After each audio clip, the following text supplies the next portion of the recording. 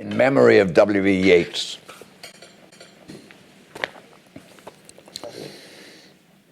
He disappeared in the dead of winter.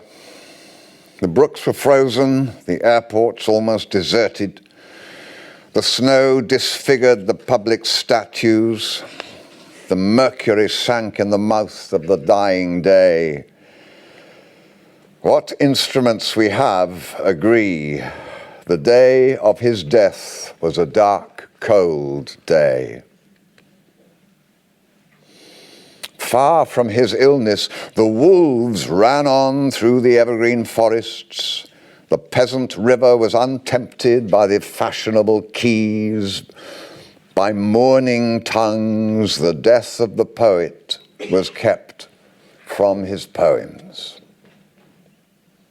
But for him, it was his last afternoon as himself. An afternoon of nurses and rumors. The provinces of his body revolted. The squares of his mind were empty. Silence invaded the suburbs. The current of his feeling failed. He became his admirers. Now he is scattered among 100 cities and wholly given over to unfamiliar affections, to find his happiness in another kind of wood and be punished under a foreign code of conscience. The words of a dead man are modified in the guts of the living.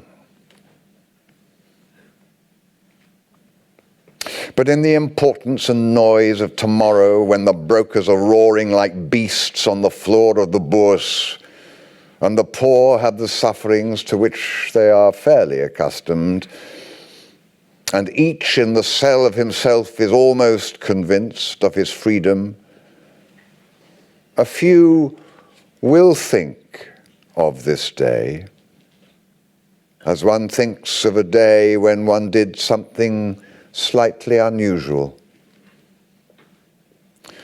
What instruments we have agree, the day of his death was a dark, cold day. You were silly, like us. Your gift survived it all. The parish of rich women, physical decay, yourself. Mad Ireland hurt you into poetry. Now Ireland has her madness and her weather still, for poetry makes nothing happen. It survives in the valley of its saying, where executives would never want to tamper, flows on south from ranches of isolation and the busy griefs. Raw towns that we believe and die in. It survives. A way of happening. A mouth.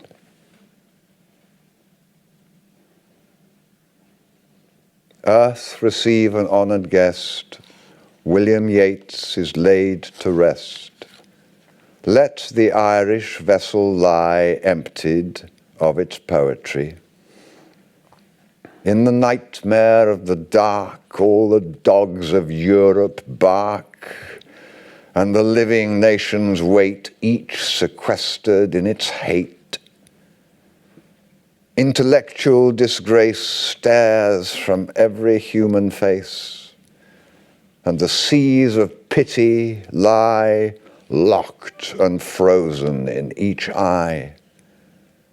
Follow, poet, follow right to the bottom of the night with your unconstraining voice. Still persuade us to rejoice. With the farming of a verse, make a vineyard of the curse. Sing of human unsuccess in a rapture of distress. In the deserts of the heart, let the healing fountain start. In the prison of his days, teach the free man how to praise.